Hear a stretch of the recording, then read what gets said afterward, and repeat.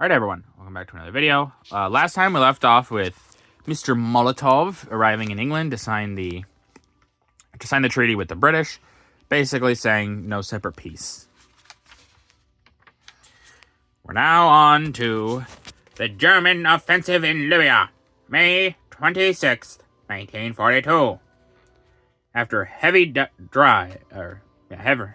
bombing attacks on the British positions in Libya, General Rommel, on May 26th, launched a full-scale offensive with the object of defeating the British armored forces and capturing Tobruk.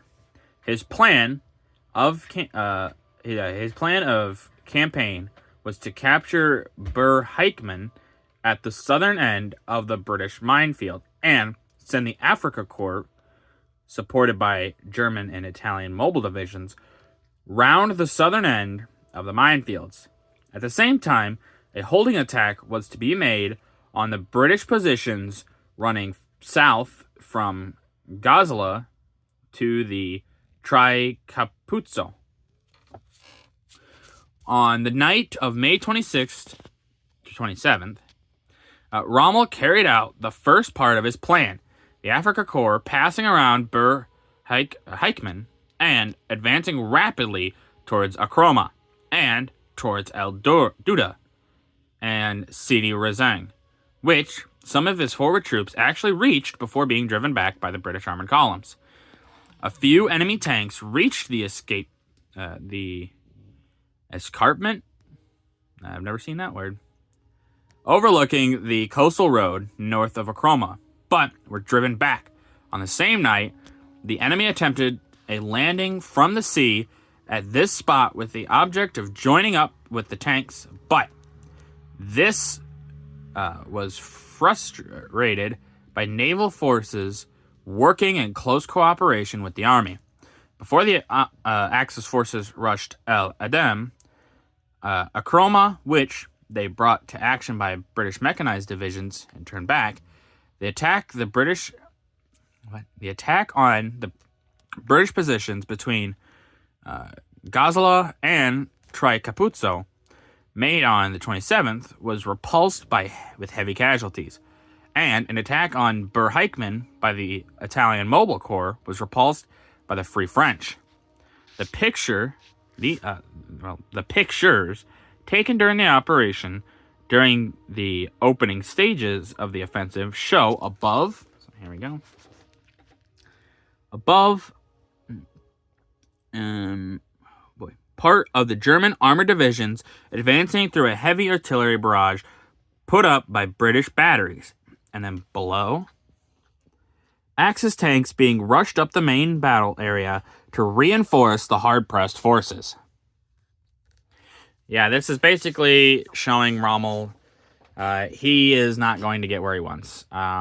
He tries to go around. It doesn't work. And this is basically the beginning of the end of the Afrika Korps. They're not going to really get very much success, as they would hope.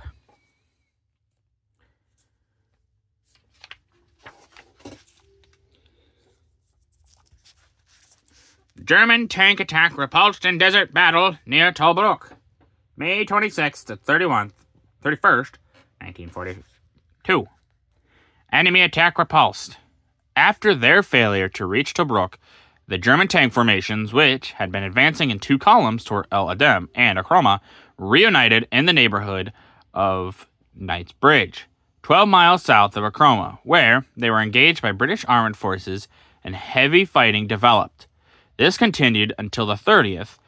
The battle swung backwards and forwards over a wide area from Akroma to the north, in the north to Bir Hakeim, and from El Adem to the British minefields. By the 30th, the enemy, finding himself running short on supplies and water, forced two gaps in the British minefield and attempted to pass his forces through these. But the morning of June 1st, he had succeeded in withdrawing many of his vehicles and was bringing up guns to cover their retreat. A large number of his tanks, however, and many motorized units remained in the east of the minefield, and these were ceaselessly attacked by British troops and the RAF, and many of them were destroyed. It was estimated that during the period, at least 600 enemy vehicles were put out of action. And in Cairo, it was authoritatively stated that the Afrika Korps had taken a severe loss and that the position remained not unfavorable to the British. The pictures show left above a mobile British anti-tank gun passing a knocked-out German tank. And then below, British soldiers examining a wrecked German tank.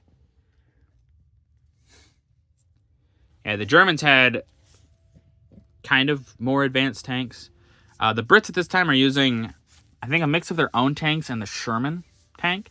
America just gave like an absurd amount of Shermans to everybody.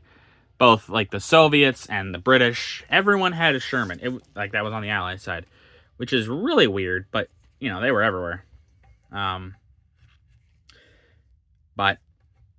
the Shermans weren't the best, but they did their job in that they were able to fight the enemy at least effectively enough. And then over here on the right, a South African patrol is seen sheltering from enemy mortar fire.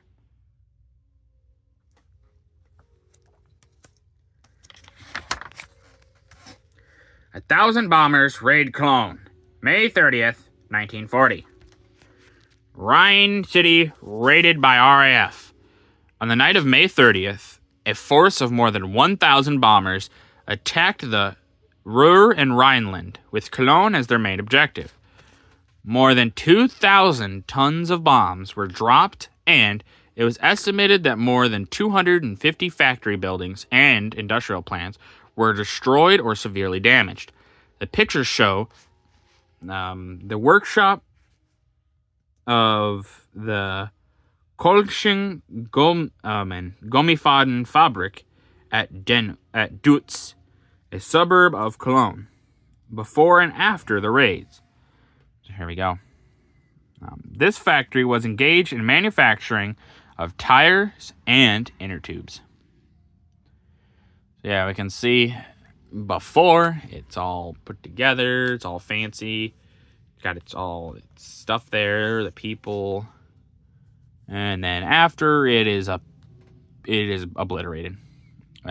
What's weird about these pictures though, they didn't take them from the same angle. So here we have it, this going out this way, but in this picture it's this going out this way. So you can see a lot of the cars were still there and they got bombed.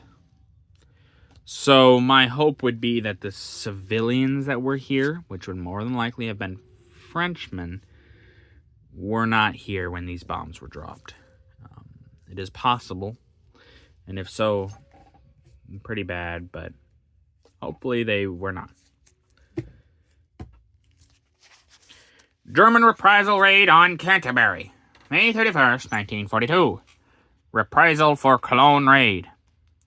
On the last night of May, a small force of enemy bombers raided Canterbury, where considerable damage was caused in the business district and many people were made homeless. The German High Command described the raid as a reprisal for the terrorist raid on Cologne. And Berlin radio said that Canterbury, a main center of English hypocrisy, had to pay for the attack on the old beautiful city of the Rhine, on the Rhine. Although no bombs hit the cathedral, several fell nearby, causing damage by blast. The pictures show Dr. Hewlett.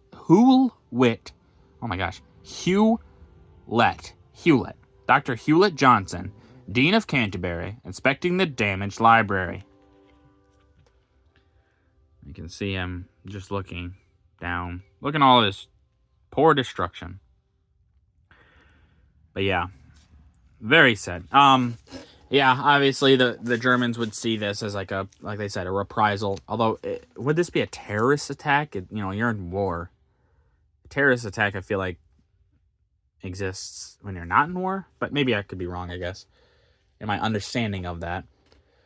But yeah, they would do their best to reprisal. Give them a reprisal. But by the end of this war, Germany won't be doing very many more reprisals. But that's going to do it for this video. If you guys liked the video, leave a like. If you didn't, leave a comment. Tell me what I could improve on. I really appreciate your feedback. And as always, subscribe. It really helps out the channel. Thank you.